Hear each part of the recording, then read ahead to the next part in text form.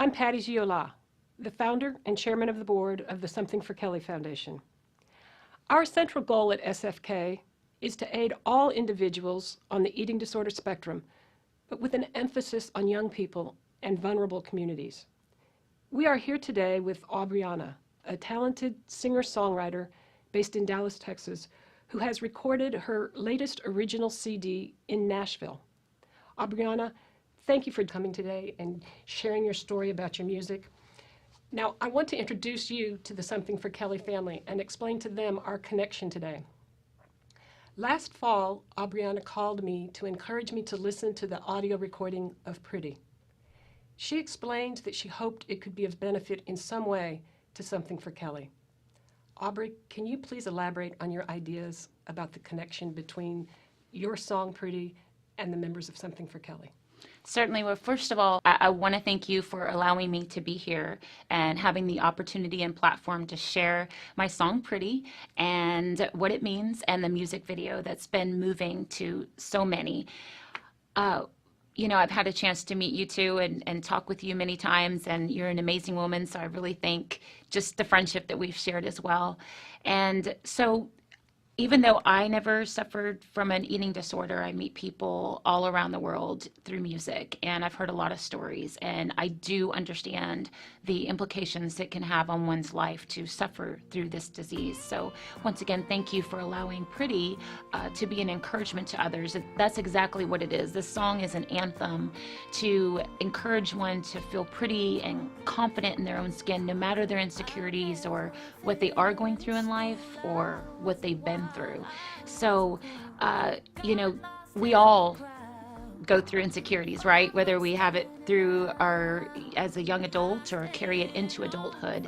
And that's anything from body image to being bullied to feeling insecure or too tall, too short, too thin, too big, your skin, your hair. I mean, it's like the list can go on and on and on and on.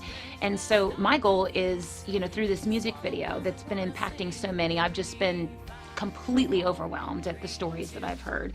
And it caused me to reach out to other organizations, including Something for Kelly, to see if it could be a tool to be used as taking those negative images one might have of themselves and replacing them with a positive image and making a difference in that way. Because as we all know, music is an international healer. So I'm very thankful. And also it's, part of my story. Well, I was adopted at 17 days old, so just a little baby. And my parents were always fantastic at letting me know that I was very special, that adoption was a special thing. And in fact, it has allowed me to view the world very differently. I have an unconditional love because I know that I was chosen, and to be loved in such a way changes kind of the way you look at the world. And it was no denying that I was adopted. My mother was, beautiful porcelain skin, blonde hair, blue eyes. My dad, brown hair, green eyes, fair skin. My brother, blonde hair, blue eyes. So it's like I was the only one, with this hair and skin tone. And, their color was never an issue in the home growing up. It wasn't until I actually reached school and ran into, groups and circles and kids that started asking me questions.